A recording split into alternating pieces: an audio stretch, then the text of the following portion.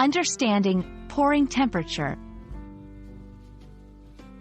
Hello, everyone. Welcome back to our channel. Today, we're diving into an interesting English phrase that you might come across in various contexts. Pouring temperature. Whether you're a science enthusiast, a culinary expert, or just curious about English expressions, this video is for you. Let's explore what pouring temperature means and how you can use it in your conversations. Pouring temperature refers to the specific temperature at which a substance becomes fluid enough to pour. This term is often used in contexts such as metallurgy, candle making, cooking, and any other situation where a substance's viscosity changes with temperature. Understanding this phrase is crucial because it highlights a transition point from solid to liquid or from a more viscous to a less viscous state. In metallurgy, for example, the pouring temperature is critical for casting metals into molds. In cooking, it might refer to the temperature chocolate or sugar needs to reach before it can be drizzled or shaped.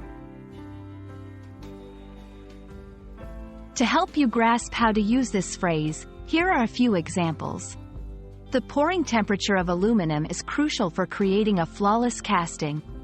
Make sure the syrup reaches its pouring temperature before you attempt to coat the fruits. The candle wax must be at the right pouring temperature to ensure a smooth finish. These examples illustrate the phrase's versatility and its importance in precision-required processes. Understanding the concept of pouring temperature is not just about expanding your English vocabulary. It's about appreciating the precision in various disciplines, from culinary arts to industrial processes. Knowing the right pouring temperature can be the difference between success and failure in many tasks.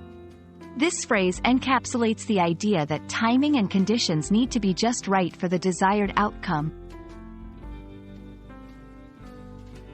And that wraps up our exploration of the phrase, pouring temperature.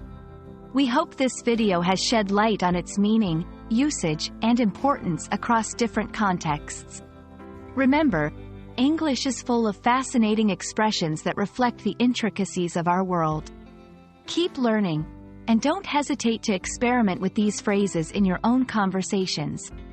Thanks for watching, and see you in our next video.